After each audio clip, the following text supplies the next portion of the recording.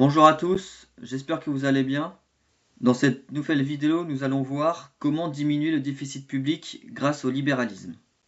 Premièrement, nous allons définir qu'est-ce que le libéralisme.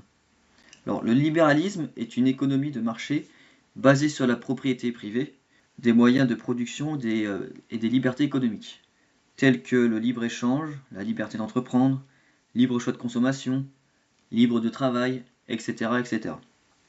Cette économie prône la liberté car elle permet de réduire drastiquement le poids de l'État sur les citoyens, puisqu'ils sont libres de faire ce qu'ils veulent, où ils veulent et quand ils veulent surtout, sans être asphyxiés des documents administratifs. Nous allons voir maintenant une vidéo de l'économiste Marc Toiti qui explique bien ce sujet. Que faut-il faire? Ce n'est pas compliqué. Il faut justement réduire les dépenses de fonctionnement. Vous voyez, j'en bafouille tellement c'est énorme. Réduire les dépenses de fonctionnement, ce qu'on ne veut pas faire depuis des années. Regardez les chiffres. Je viens de mettre à jour ce tableau parce que les chiffres du quatrième trimestre viennent de sortir. C'est assez incroyable. Voilà les dépenses de fonctionnement, quasiment 542 milliards d'euros. Donc ça veut dire 32,3% du total. Oui, quand vous regardez la dépense publique totale, donc tout ce qui est prestations et transferts sociaux, c'est 44,4% du total. Mais le deuxième poste... L'économiste Marc Toiti a une solution qui est de baisser les dépenses de fonctionnement, car elles ont quand même augmenté de 21,7%.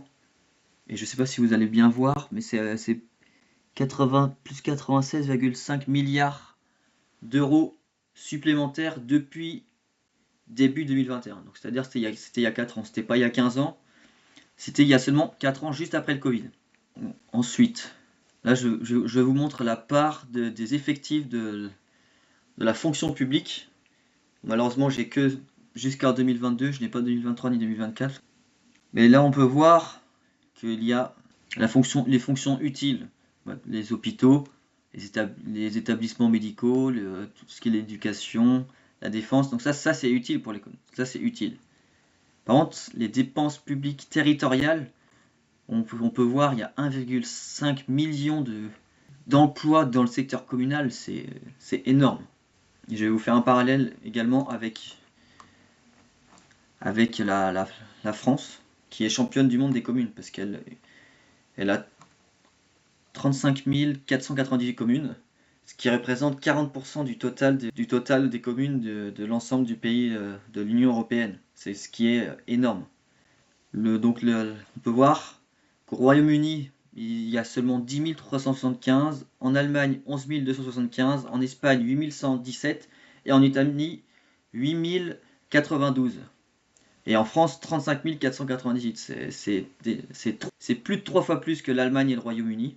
Enfin, c'est même la France, c'est quasiment similaire avec les 4 pays réunis. On compare souvent l'Allemagne et la France. Donc je vous ai fait un petit calcul pour savoir combien il y aurait de communes en France si on aurait le même nombre d'habitants par rapport au nombre de communes. En 2023, il y avait 83,28 millions d'habitants en Allemagne contre 68,29 millions en France.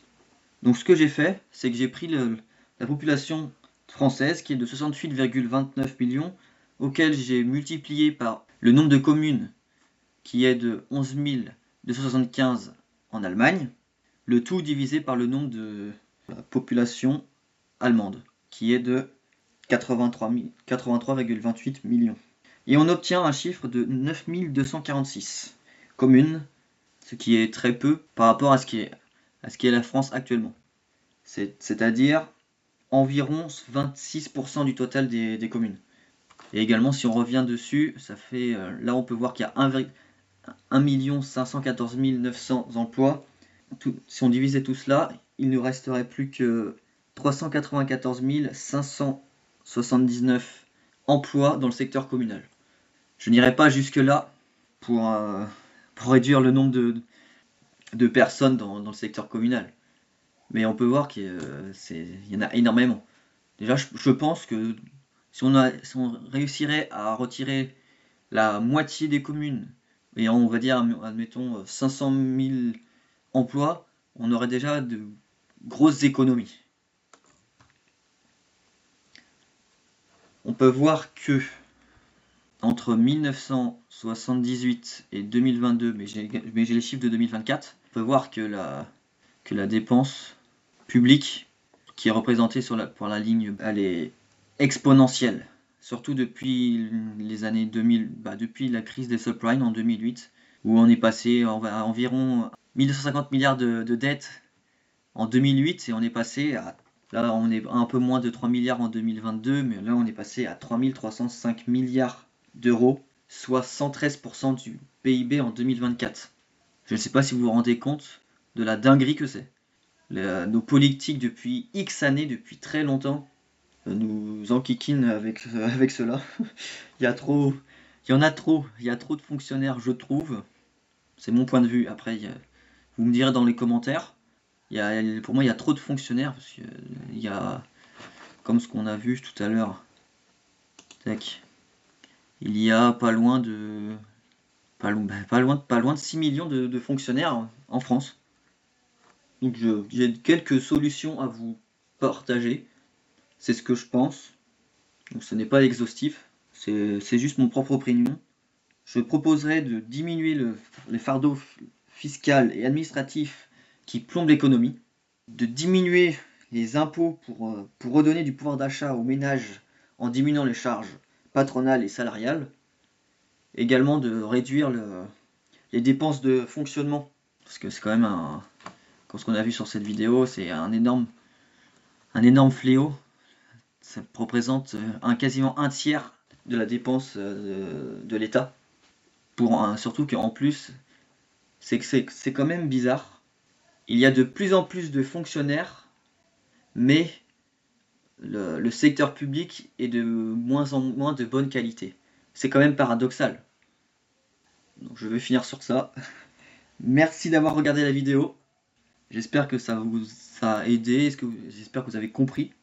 Parce qu'on peut réussir avec le libéralisme, mais est-ce que nos politiciens feront cela?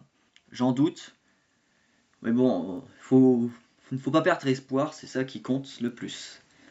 Merci beaucoup, merci d'avoir regardé la vidéo. N'hésitez pas à vous abonner, à mettre la cloche, à également mettre un petit commentaire si ça vous tente. Merci beaucoup, allez, bonne journée.